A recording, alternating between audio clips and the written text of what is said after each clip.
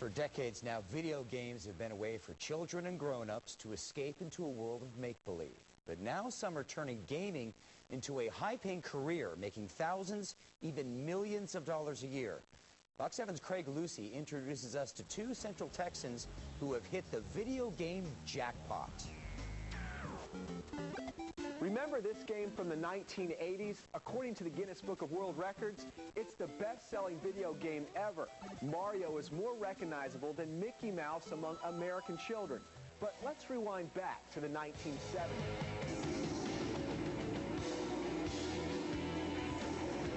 Pong. It was the very first video game available in the U.S. in 1971.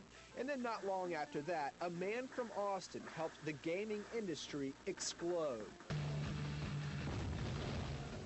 Richard Garriott is playing Akalabeth, a game he created when he was just 19 years old. He's one of the most famous game designers of all time. They sold about 30,000 units of that game. I made $5 royalties per package. Do that math, that's $150,000. Garriott credits his success to his educated genes. His father, Owen Garriott, was a NASA astronaut who spent a world record 60 days in space aboard Skylab in 1973. His mother is an artist with multiple master's degrees. Richard, a college dropout, started making more money than his parents combined. It was interesting to note how everybody thought of it, which is, it was always, well, of course you should drop out of school and do this.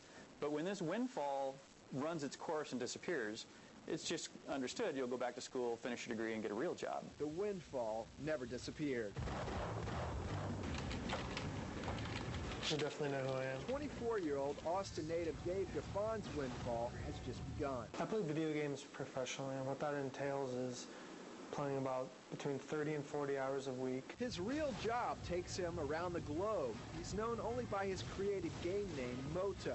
In the gaming world, he's the equivalent of Tom Cruise. They would just rip at our shirts and steal our hats and just get violently angry with each other to get closer to us to get autographs, and it was very strange. He set up this room to mimic what tournaments in Asia, Europe, and around the U.S. feel like.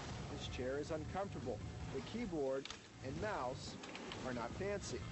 He's a member of Team USA looking to take home gaming prizes that can reach up to $2.5 million. There's probably only, I would say, maybe 20 to 25 people who actually live in the United States right now that can make an actual living playing video games. Hello? Dad, I know it's 1 o'clock in the morning over there, and I'm sorry. I went to LA to participate in a $1 million competition. You know those online games that I play casually? Well, I guess it's more than casual now, but I just won the $1 million grand prize.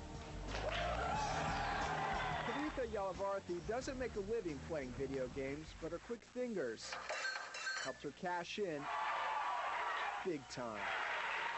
This is the check I got from Skill Jam. This is my $1 million prize. The UT graduate was recently named the world's best casual gamer, beating out 70 of the top gamers at the World Wide Web Games Championship. Only 3 games are played: Bejeweled 2, Zuma, and Solitaire. She says she won by a click of the mouse. What's that one click mean to you? It means $975,000. Kavitha says despite winning, gaming is not her life. Well, I still get a lot of questions like, okay, you won the $1 million, now are you going to go to law school? And I mean, the answer is of course. I mean, this is a hobby. It's not a career to me. But today, thousands of students are turning video games into a career. There's more than 60 gaming studios in Austin, and many of them recruit from ACC's video game development program. One of the benefits of the gaming is it's something they're interested in, so you can channel that interest to a learning environment. Bob McGoldrick says his classes draw students of all ages looking to get into a job market that can pay more than $100,000 a year. Yep, playing video games. And one of the mothers said this is the first time she's ever seen her son take notes and bring home a notebook and actually then discuss with her, this is what I need to do to get myself ready for a career. Video game opponents say playing games is a waste of time. But some teachers and Dave Gaffon say it's far more productive than allowing your child to watch TV. It allows you to be competitive, to build relationships with other people. 4 and 5 and 6. For Richard Garriott, channeling his interests truly paid off.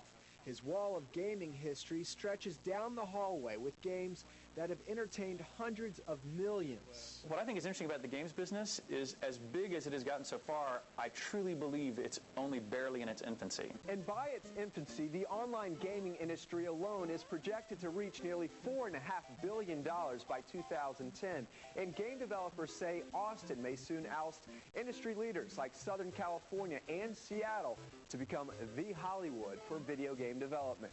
Craig Lucy, Fox 7 News, EDGE.